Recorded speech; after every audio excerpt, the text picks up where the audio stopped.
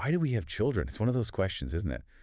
Feels almost too big, maybe too personal to just ask out loud. Mm-hmm. It seems obvious on the surface. Right. But when you actually stop, really think about it, it opens up this whole complex world inside. Absolutely. And you, listening, might be here for different reasons. Maybe thinking about your own future. Or perhaps you're already a parent deep in it, wondering yourself sometimes. Or maybe you're just, curious about this really fundamental human thing that we don't always articulate. Yeah, historically it was simpler, wasn't it? More about duty, survival, keeping the family line going. Exactly. Almost an inevitability. But today, it feels much more like a conscious choice, something we reflect on. Which is why we wanted to do this deep dive, to really get into the core reasons, based on the research and thinking we've gathered, behind why humans choose to have children now. Okay, so where do we start? The most basic level feels like biology. Right. You can't really ignore the innate drive. We're Mm. kind of programmed, in a way, to pass on our genes. From that evolutionary perspective, it's pretty straightforward.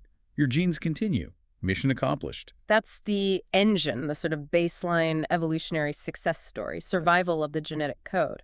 It's the biological imperative, clear and simple. But, and it's a big but. Yeah. We're not just biological machines, are we? There's so much more going on. Emotions, meaning, that whole side of things. Precisely. That purely biological answer starts to feel, well, a bit thin when you consider the human experience. So what happens when we move past just passing on genes? Well, the conversation shifts, doesn't it? It becomes about things like wanting a family, that desire for unconditional love. The bond, yeah. The bond, exactly. And the experience, the really profound experience of watching a child grow, guiding them. It's less about just genetic continuation and more about actively, wanting to nurture a whole person. That feels like a crucial distinction. From function to feeling almost. And connected to that, there's this idea of legacy that came up a lot. Yes, legacy, but not always in the sort of grand historical sense. Right. Not like building monuments. More personal, like wanting your values, your way of seeing things, maybe even just a sense of who you are to continue through your kids. Yeah, the sources we looked at really highlight that distinction. It's different from leaving behind, say, your life's work or an invention. It's intimate. It's passing on your essence, the things you cherish, into the future via another human being you helped shape. It's a living legacy. A living legacy, well put. Something else that really struck me was the idea of healing. People wanting children, partly as a way to heal their own pasts. Oh, definitely. That motivation came through strongly. If someone had a difficult childhood, there can be this powerful drive to do it differently, to provide the nurturing or stability they felt they missed. It's like trying to rewrite the script. Exactly. It speaks volumes about human resilience, doesn't it? The urge to break cycles, to become the parent you wished you'd had. That's a really potent reason for fear. Very potent. And then there's the simple, maybe not so simple, desire for lasting connections. The need to build something enduring. Yeah. A family unit, those deep bonds within it. Creating a home, a center, something stable to invest in and, grow old with. Our sources definitely point to that deep-seated need for belonging, for long-term emotional investment. Building a family is, in many ways, constructing this network of love and support that ideally lasts a lifetime. It offers companionship, shared history. A sense of place in the world. Right. But interestingly, sometimes it's not even that clearly defined. What do you mean? Well, sometimes the desire isn't really a set of rational points like legacy or healing. It's just a feeling, a deep, almost wordless longing. Yeah. That came up too, the inarticulate pull.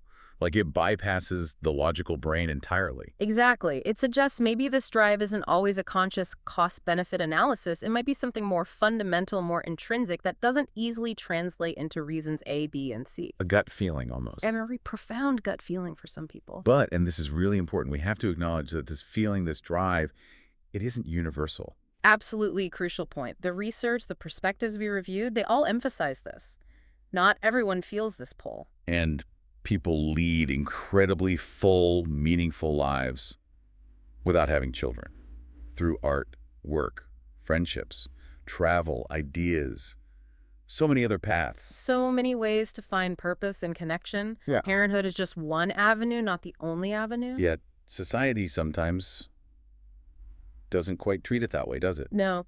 There can still be that undercurrent of expectation, sometimes even judgment or suspicion directed at those who choose not to have children, as if life is a template and they're deviating. Which feels outdated, Life isn't one size fits all. Not at all. And that societal pressure highlights why respecting individual choice here is so important. Definitely. And then for those who are considering it, there's often a lot of uncertainty. Big questions come up. Oh, the big ones. Am I cut out for this? Will I be a good parent? Will I lose myself completely? What if I regret it?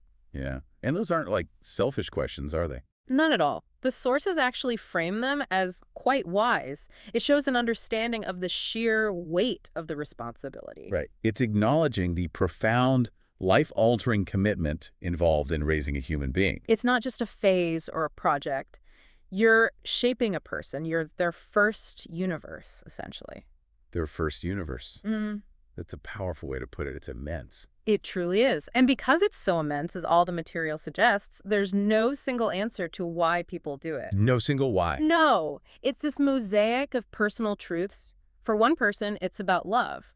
For another, legacy. For someone else, maybe healing, or just this deep driving curiosity about that specific life experience. But the common thread, weaving through all those different reasons we explored, seems to be the sheer transformative power of the choice. Undeniably. Whatever the initial motivation, choosing to have children fundamentally changes the landscape of your life. It redirects everything in ways you probably can't even fully grasp beforehand. Exactly. It alters your present, your future, your perspective. It's huge.